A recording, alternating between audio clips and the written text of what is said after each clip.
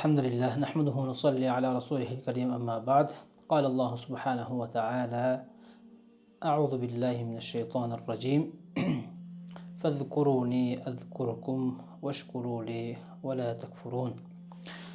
الله سبحانه وتعالى hamdlar, payg'ambarimiz sollallohu alayhi vasallamga durud salovatlar bo'lsin. Alloh subhanahu va taolo Qur'oni Karimda marhamat qilib aytadi: meni eslanglar, meni zikr qilinglar, men ham sizlarni zikr qilaman. Bir hadisda payg'ambarimiz sollallohu alayhi vasallam aytadilar: kim Alloh subhanahu va taolo haqida qanday gumonda bo'lsa, Alloh u insonga shunday muomala qiladi.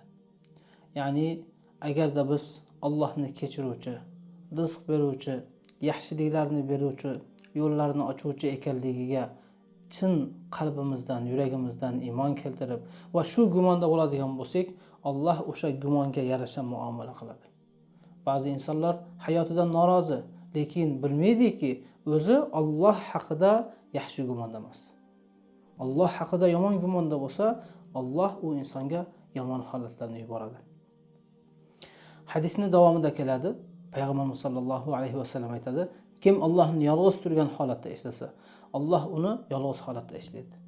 Kim Allohni jamoat bilan turgan holatda eslaydigan bo'lsa, Alloh taolo u insonni shunday bir jamoatni ichida eslaydi, shunday bir jamoatni.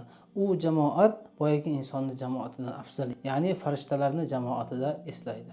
Demak azizlar, Alloh subhanahu va taologa ko'p zikr qilib, Alloh subhanahu va taoloni eslab yurishga har doim harakat qilishimiz juda muhim masala. Sababi payg'ambarimiz sollallohu alayhi vasallam aytadi: jannatga kirganda inson zikrsiz o'tkazgan bo'sh vaqtlariga shunday bir nadomat chekar ekan.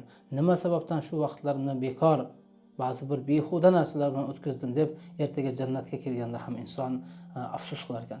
Shuning uchun azizlar, jannatga kirganda afsus qilmasligimiz uchun bugun Alloh subhanahu va taoloni ko'p zikr qilaylik. Va payg'ambarimiz sollallohu alayhi vasallam boshqa bir hadislarda aytadi: afzalu zikri la ilaha illalloh. Zikrlarning eng afzali bu la ilaha illalloh. Chunki la ilaha illalloh kalimasi, uni ichida tavhid bor. Allohning zoti ham va sifatlarida ham Alloh yolg'iz ekanligiga dalolat qiladigan ma'no bor. Shuning uchun eng afzal zikr bu la ilaha illalloh kalimasi.